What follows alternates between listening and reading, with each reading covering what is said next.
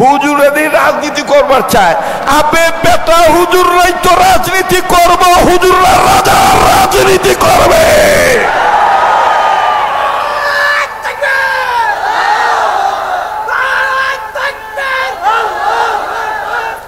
যদি হুজুরদের রাজনীতি তোমাদের পছন্দ না হয়, ইসলামী আন্দোলনের কর্মীদের, মুজাহিদদের এই জজবা, মুজাহাদা, প্রচেষ্টা, এই সিরাত সম্মেলন যদি তোমাদের পছন্দ না হয়, কাদিয়ানীদেরকে কাফের ঘোষণা করতে যদি তোমাদের মন না চায়, তাহলে বুঝতে হবে তোমার মাথার টুপি, তোমার মুখের দাড়ি, তোমার গায়ের লেবাস, এটা সবটাই সম্ভবত কোন না কোন পাশ্চাত্যের গোলামীর রূপ।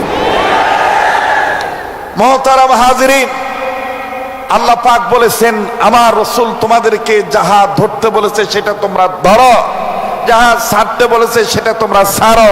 এখন বলেন তো দেখি, কোরআনে রাজনীতি আছে না নাই?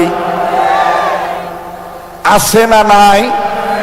তাহলে আমি আপনাদের কাছে অনুরোধ করে বলবো, সময় তো আমার তেমন নাই, আর আমি যেভাবে আসছি মোটামুটি আমার 15 দিন রেস্টের দরকার।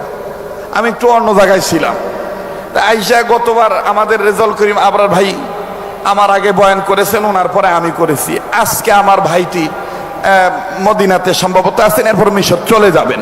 তো যাই হোক, তো আমার ভাইরা, আমি যে কথাটা বলতে চাচ্ছি সেটা হলো এই, আমি ওদিকে লম্বা করব না, শুধু বলবো ভুল হলে আমাকে জানায় দিবেন। সূরাতুন নিসার 85 নম্বর আয়াত। আপনি ভোট কাকে দিবেন?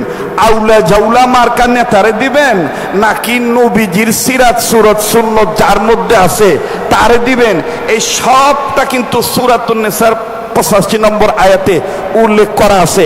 আপনি যদি ভালো লোককে সাপোর্ট করেন, তাহলে এই ভালো লোক যত ভালো কাজ করবে, সব সওয়াব ইনশাআল্লাহ আপনার আমলনামায় দেওয়া হবে। কথা বলেন ঠিক কিনা? আপনি যদি খারাপ লোককে করেন, আনজুট্টি গানজুট্টি ওয়াটওয়ালা জটওয়ালা চটওয়ালা, রাম বাম চ্যাটার্জি মুখার্জি গঙ্গোপাধ্যায় চট্টোপাধ্যায় হরিদাস পাল্লেন সেন দাদা বাবুদেরকে যদি আপনি সাপোর্ট দেন, তাহলে ওনারা যতটা খারাপ কাজ করিবে, সব খারাপ কাজের পার্সেন্টেজ আপনার আমলনামায়ও আইব।